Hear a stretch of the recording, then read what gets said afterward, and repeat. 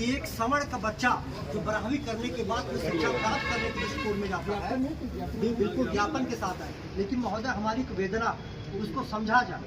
इससे विशेष मुद्दा संसार में कोई नहीं। जब एक बच्चा पढ़ने के बाद 12वीं के बाद उच्च शिक्षा के लिए जाता है, जहाँ जात पात भेदभाव की एक तरफ समाप्त करने की बात की जाती है, हर बच्चे को जात की पाठशाला वहाँ पहले पढ़ानी पड़ेगी कि आप पंडित जी हो, आप बाबू साहब हो, आप लाला हो, भूमिहार हो, बनिया हो, तब जाके वो बीच में जाएगा कि हमारे साथ अनुसूचित भाई हैं, पिछड़े भाई हैं। तब भेद ये खुद कराइए, सरकार करवाने का काम करिए। राजनीति में इस तरीके स्वार्थ काम नहीं करना चाहिए, न्याय सुसंगत होना चाहिए। हमको पीड़ित करेंगे, हमारे खिलाफ कार्रवाई करेंगे, मुकदमा करेंगे, बिना हमें सुने, बिना जांच किए। महोदय ये कहाँ का न्याय है? अगर शिकायतकर्ता दोषी माना जाता है तो उसके खिलाफ कोई कार्रवाई नहीं की जाती, ये अन्याय है महोदय।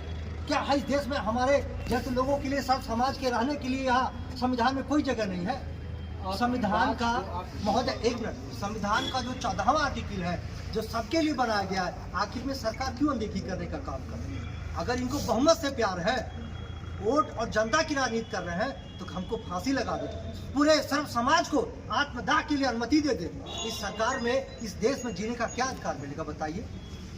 सरकार लोग चुनते हैं सशक्त भारत के निर्माण के लिए। आप राष्ट्र एकता की बात करते हैं, लोगों को बांटने का काम कर रहे हैं। आपने तो मुगलों को फेल कर दिया, आपने अंग्रेजों को फेल कर दिया।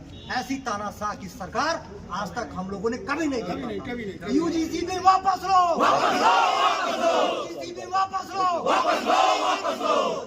इधर